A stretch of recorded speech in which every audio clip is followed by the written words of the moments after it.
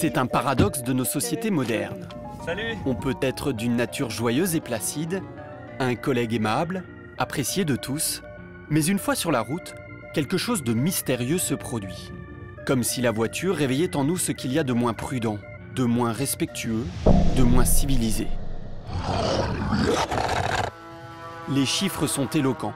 Par exemple, 9 Français sur 10 avouent ne pas toujours respecter les limites de vitesse.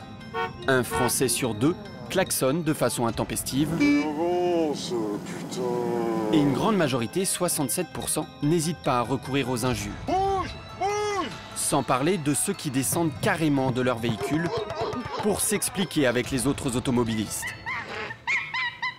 De l'imprudence à l'agression, pour Jean-Marc Bailey, ces comportements ont le plus souvent la même origine. C'est qu'on est tous stressés sur la route, qu'on le veuille ou non. Ces chauffeurs de taxi, aujourd'hui en formation, le savent bien. Quand on passe sa journée dans son véhicule, à la recherche de clients, souvent dans les bouchons, le stress, on sait ce que c'est. D'accord. Sueur, raideur musculaire aussi dans la nuque. J'ai l'impression que mon cœur bat tout vite. Les mains, les bras qui commençaient à trembler. Le stress ferait de nous des citoyens inciviques. Ceux qui ne savent pas gérer leur stress font n'importe quoi. Ils sont là, ils se permettent toutes sortes de fantaisies. Bien souvent, ils se révoltent contre la réglementation routière, contre les autres. C'est trop facile de balancer la balle aux autres et de dire ce sont les autres qui sont toujours responsables. Des comportements qui varient selon le sexe. Globalement, les femmes se conduisent mieux que les hommes. Et selon la classe sociale. Le cadre sous pression qui conduit en pensant à son travail porte le bonnet d'âne.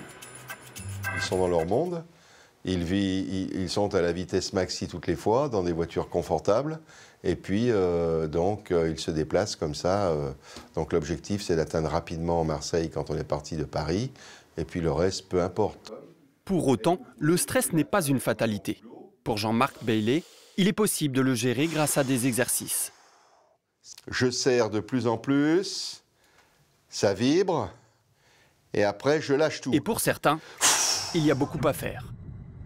Un motard qui s'énerve contre un automobiliste, et c'est l'escalade, au mépris de la vie humaine. Pour un simple appel de phare, un rabattement trop rapide, certains se transforment en bêtes sauvages. Poursuite, bagarre, le phénomène est surtout propre aux États-Unis ou à la Russie, mais il apparaît aussi en France. En 3 ans, 4 personnes ont trouvé la mort rien qu'à Paris, lors de ce type d'altercation. Nous avons montré ces images à un psychologue spécialiste des transports afin de mieux comprendre ces comportements. Ah oui, il traverse devant, il traverse au vert, oui d'accord, ok, oui. Ok. La violence peut être vue comme une interruption de la communication. La voiture est une espèce de bulle d'utérus qui nous isole beaucoup les uns des autres. Sur un trottoir, il y a quand même des intermédiaires avant la violence. Il peut y avoir le regard, le langage. Vous allez essayer de calmer la personne avec des mots. Bon, en voiture, vous ne pouvez pas le faire, ça. En voiture, je dirais que vous pouvez tuer quelqu'un parce que l'autre n'existe pas, vu que par rapport aux voitures des années 50, maintenant les voitures aujourd'hui, on ne sent plus la vitesse, on ne sent plus les bruits, on ne sent plus rien. On a des phénomènes aussi bien connus qui favorisent la violence. Quand vous mettez 10 animaux dans un endroit qui est fait pour 2, vous avez beaucoup plus de violence que quand il n'y en a que 2. Bon, le trafic, c'est pareil. C'est-à-dire que plus il y a de trafic, plus il y a d'embouteillage, plus vous verrez effectivement de phénomènes de violence. C'est le manque d'espace, la compétition pour le temps. Sur la route, l'homme est parfois un loup pour l'homme. Et il se transforme aussi en un certain animal de ferme. Nous sommes dans le Val d'Oise. Tout ce qui se trouve dans ce bas-côté provient de la circulation.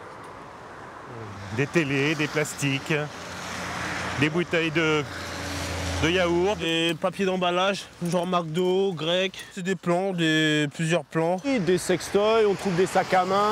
Une bouteille d'urine. Mais d'où ça vient ça? Des camions, des poids lourds qui ne veulent pas s'arrêter pour aller aux toilettes. Les conducteurs jettent leurs petits déchets par la fenêtre ou s'arrêtent carrément pour décharger les plus gros, au grand désarroi des agents de la direction des routes. Indépendamment de la saleté de nos routes, il y a toute la partie assainissement qui ne se fait plus. En fait, là, normalement, les eaux de pluie doivent ruisseler là-dessus, ça va dans les bassins. Ça remet en cause, en fait, tout notre entretien du réseau. Pour certains automobilistes, il semble que rien n'est d'importance au-delà de l'habitacle de leur voiture. Quand on est dans sa voiture, on est dans son espace, on est chez soi.